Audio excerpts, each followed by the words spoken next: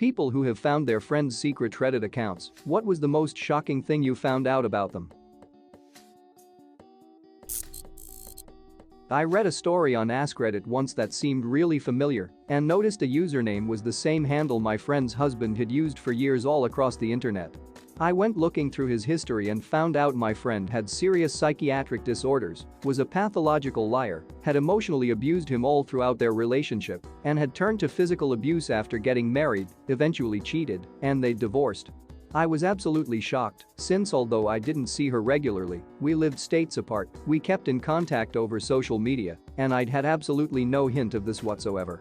I went back through her various SMs and at first things didn't make any sense since she was still tagging the husband and things seemed to be fine.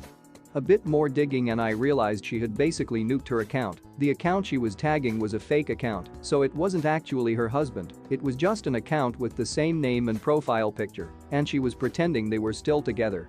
It seemed like she would log into both accounts and reply to posts as her husband. The next time she started chatting with me I asked about the husband, seeing if she would open up, but she pretended they were still together and that he had said hi to me etc. It was really creepy knowing the truth and just seeing all these lies about what they were doing together. Found my ex commenting on porn using the same pet names he would use for me. It was actually great because it killed any residual feelings I had for him. This is a bit different, but my friend from when I was doing roller derby found me on here. We chatted, nothing too surprising for either of us in our posts, except I'm bipolar, which she didn't know. The hardest thing is she died 3 weeks ago. I keep going to her account here and her last messages to me, as it makes me feel better to know she's still on Reddit in a weird way. She had epilepsy and died suddenly in her sleep before her 33rd birthday, so it was very unexpected and sad. Found my wife's account. It wasn't a secret account per se, but then again I didn't know she even had an account to begin with. Turns out she's a really nice person who posts positive and uplifting things to people who usually need to hear it. 10/10ths would marry again. On another account I deleted, my ex and I were posting about our breakup and had no clue that we were inadvertently commenting on each other's post. Fast forward a few weeks and I posted about committing suicide, and as I'm walking to my car I am stopped by police and they tell me that they had a call about me wanting to harm myself and even told me how I do it, something only Reddit knew when I posted it. Long story short, I am sketched the fuck out and notice I have a follower Reddit. I went back to see anyone I've been talking to and that user was the only one. Then I went and snooped through her history and I knew in my gut who it was. It was very strange, but I am so very thankful. We no longer speak anymore and she hates me, but she honestly saved my life that night. I would have died had I not been stopped by authorities. If you are reading this, thank you. Update.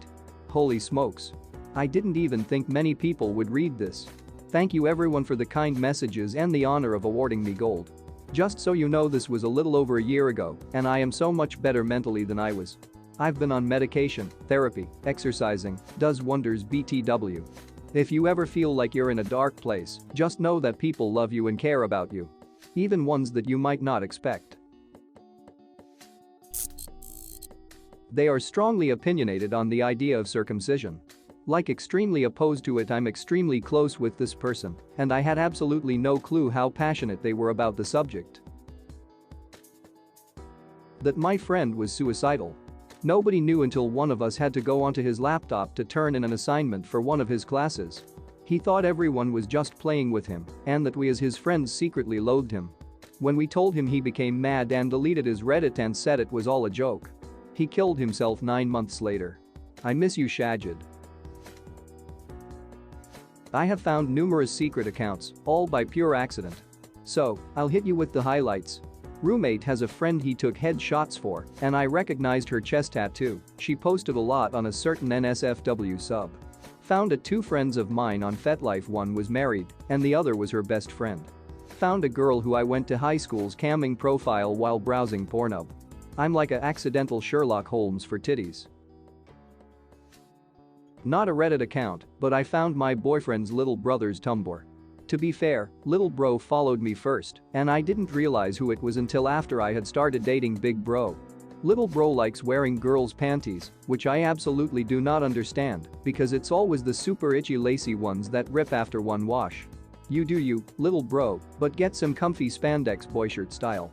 Way comfier, I promise. I found my wife's, didn't look at it at all.